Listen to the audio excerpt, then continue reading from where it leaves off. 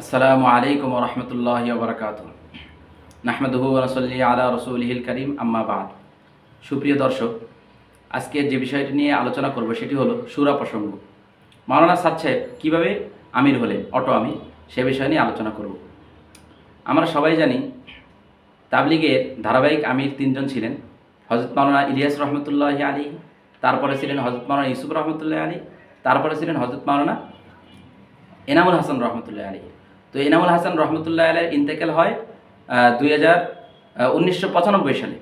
তো 1995 সালে যখন ইন্তেকাল হয় তখন আপনার 1995 থেকে 2000 আপনার শুরা পদ্ধতি শুরু হয়, অর্থাৎ ফয়সালওয়ালা শুরা পদ্ধতি। কারণ তখন নির্দিষ্ট একজন আমির বানানো সম্ভব হয়নি। হাজী আব্দুল ওয়াহাব রহমতুল্লাহ আলাইহি তার বক্তব্য অনুযায়ী যে নির্দিষ্ট একজন আমির বানানো হবে না, এই দাবি সর্বপ্রথম সাদ সাহেবই তুলেছিলেন। তিনি বলেছিলেন যে নির্দিষ্ট আমির যদি বানানো হয়, যদি আপনার জুবাইরুল হাসান সাহেবকে বানানো হয় তাহলে আপনার যারা দিল্লির তারা কেটে পড়বে, আর যদি জুবাইরুল হাসান সাহেবকে বানানো হয় তাহলে যারা মেওয়াতের অর্থাৎ মাওলানা সাদের পক্ষপাতিত্ব করে তারা কেটে পড়বে, আর যদি আমাকে বানানো হয় আমির তাহলে দিল্লির লোকেরা কেটে পড়বে। তখন শুরা পদ্ধতি হিসাবে ফয়সলওয়ালা শুরা পদ্ধতিতে এই তাবলিগের কাজ শুরু হয়েছিল। তো আমরা সবাই জানি এটা। তো কথা হলো, তিনি বলেন যে মাওলানা সাদ সাহেব অনেক জায়গায় বলেন যে ফয়সলওয়ালা শুরা এর কোনো ভিত্তি নেই। আচ্ছা, 1995 থেকে 2014 পর্যন্ত, অর্থাৎ যে তিনজন হজরত দায়িত্ব পালন করেছিলেন, হজরত মাওলানা এজাহারুল হাসান সাহেব, হজরত মাওলানা জুবাইরুল হাসান সাহেব এবং মাওলানা সাদ, এই তিনজন যে দায়িত্ব পালন করেছিলেন ফয়সলওয়ালা শুরা পদ্ধতিতে, তো তখন কি এটা নাজায়েজ ছিল? তখন তো আপনি নাজায়েজের ফতোয়া দেন নাই। এখন যখন জুবাইরুল হাসান সাহেব যখন মারা গেলেন 2014-তে, তখন উনি বললেন যে ফয়সলওয়ালা শুরা এটা জায়েজ নেই, হঠাৎ করে অটো আমির হয়ে গেলেন। আরে ভাই, তখন যেহেতু ফয়সলওয়ালা শুরা ছিলেন, আপনার তো উচিত ছিল যখন উনি মারা গেছেন, আপনি একা হয়ে গেছেন, তখন আবার মজলিস বসানো, কিন্তু তিনি মজলিস বসান নাই। মজলিস বসিয়ে নতুন করে আবার পদ্ধতি করা, আপনার মশওয়ারা করে ফয়সলওয়ালা শুরা তৈরি করা। আর যদি কোনো যোগ্য ব্যক্তি থাকতো তাহলে সেই যোগ্য ব্যক্তি হিসেবে কাউকে আমির বানানো, কিন্তু উনি অটো আমির হয়ে গিয়েছেন এবং ফতোয়া দেওয়া শুরু করেছেন ফয়সলওয়ালা শুরার কোনো কি নেই, অস্তিত্ব নেই। নাউযুবিল্লাহ।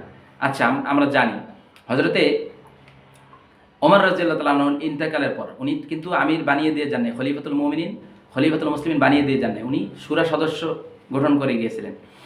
সেই শুরার মাধ্যমেই কিন্তু হযরত ওসমান রাদিয়াল্লাহু তাআলা আনহু ক্ষমতায় এসেছেন, আমিরুল মুমিনিন হয়েছেন। তাহলে এই তো আপনার শরীয়তে কি আছে, এর দলিল আছে। অথচ উনি বললেন এর কোনো অস্তিত্ব নেই। আর তাছাড়া সেই মজলিসে ফয়সালাও হয়েছিল যে যেহেতু একজন আমির নির্দিষ্ট করা যাচ্ছে না, সুতরাং সেখানে ফয়সালা হয়েছিল ফিলহাল এ তিন হাজরাত মাওলানা এজাহারুল হাসান সাহেব, মাওলানা জুবাইরুল হাসান সাহেব, মাওলানা সাদ সাহেব কাম को लेकर चलेंगे इंशाअल्लाह ताला। যে এই তিন হজরত কামকে নিয়ে চলবেন, সামনে চলবেন, যেহেতু নির্দিষ্ট একজন আমির বানানো সম্ভব হয় নাই। কিন্তু উনি হঠাৎ করে অটো আমির হয়ে গেলেন, যেই আপনার মাওলানা জুবাইরুল হাসান সাহেব মারা যাওয়ার পরে একা হয়ে গেলেন। তখন এর আগে তিনি কোনো বক্তব্য দেন নাই যে একক আমির বা একক আমিরের ঘোষণা দেন নাই, বা শুরা পদ্ধতিতে শুরা পদ্ধতিতে তাবলিগ চলবে, এর কোনো বিরোধিতা তিনি করেন নাই। তো এইটা গুলোগুজি করা হয়েছে আপনার, এটা তিনি অটো আমির হয়েছেন, তিনি কোন ইন্ধন পেয়ে আল্লাহ তাআলাই ভালো জানেন। তো আমরা এই ইতিহাস জানলাম। তো মাওলানা সাদ সাহেব যে অটো আমির হয়েছেন এটা আমরা জানলাম।